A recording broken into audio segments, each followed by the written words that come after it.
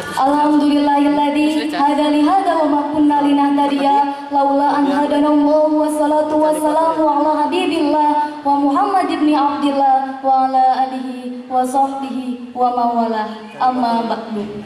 Pertama-tama, marilah kita panjatkan puji dan syukur kehadirat Rabbal Ghafur yang nikmatnya tidak terukur oleh para konduktor, oleh para insinyur, oleh para direktur, apalagi oleh tukang bajigur. Dengan mensyukuri nikmatnya, kita tidak termasuk orang yang kufur yang nantinya akan dipentur di alam kubur, laksana nasi menjadi bubur.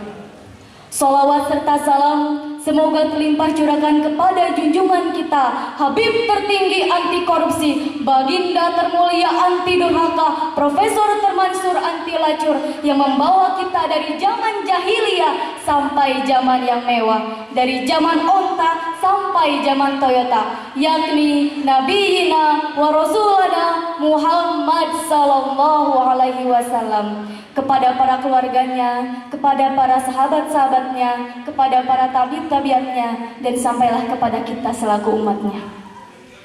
Saudara-saudara sekalian, sebangsa dan setanah air, pada kesempatan kali ini saya akan menyampaikan sepatah dua patah kata mengenai penyalahgunaan bahasa gaul di kalangan remaja. Dahulu bahasa Indonesia digunakan sesuai dengan kaidah bahasa Indonesia yang baik dan benar, baik secara bahasa dan benar pada situasi dan kondisi. Dalam catatan sejarah kita ketahui bahwa isi Sumpah Pemuda yaitu kami putra-putri Indonesia mengaku bertumpah satu tanah air Indonesia. Kami putra-putri Indonesia mengaku berbangsa satu bangsa Indonesia. Kami putra-putri Indonesia mengaku satu bahasa Indonesia. Indonesia sangat menjunjung tinggi nilai bahasa persatuan. Namun seiring berjalannya perkembangan teknologi dan budaya luar yang masuk, bahasa Indonesia malah rusak di tangan para pemuda-pemudinya sendiri. Para pemuda-pemudi sekarang mencampur adukan bahasa persatuan kita, yaitu bahasa Indonesia dengan bahasa-bahasa daerah, bahasa-bahasa asing. Kemudian mereka menyebutnya dengan bahasa gaul.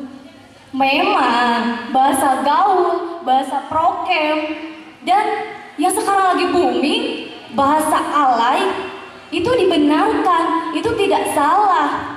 Dan kita tidak bisa menyalahkan lahirnya bahasa tersebut, karena itu merupakan kreativitas para remaja. Nah, tapi harus pada situasi dan kondisi yang tepat.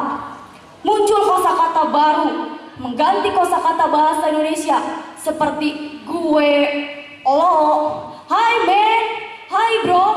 Itu cocok dan pantas kalau kita gunakan pada teman sebaya kita. Tapi kalau pada orang yang lebih tua, orang lebih dewasa, apakah pantas? Tentu saja itu tidak pantas. Nah, inilah para remaja sekarang belum bisa menempatkan penggunaan bahasa gaul itu dengan baik dan benar. Para remaja sekarang lebih bangga dengan bahasa gaulnya yang secara langsung atau tidak langsung merusak bahasa persatuan, yakni bahasa Indonesia. Sehingga bahasa Indonesia semakin pudar dan bahkan dianggap kuno di mata remaja. Dan itu menyebabkan turunnya derajat bahasa Indonesia. Faktor terpenting dari bahasa gaul itu sendiri, pertama, media elektronik. Kedua, media cetak seperti iklan-iklan, film-film, majalah, surat kabar. Selain itu, karya sastra pun seperti cerpen dan novel pada umumnya menggunakan bahasa gaul. Penggunaan bahasa gaul pada kalangan remaja memang memunculkan dampak positif dan negatif. Dampak positif akan mengkayakan bahasa, memperluas bahasa. Dan dampak negatifnya akan menindih bahasa persatuan kita, yaitu bahasa Indonesia. Dan itu berdampak buruk terhadap perkembangan bahasa Indonesia.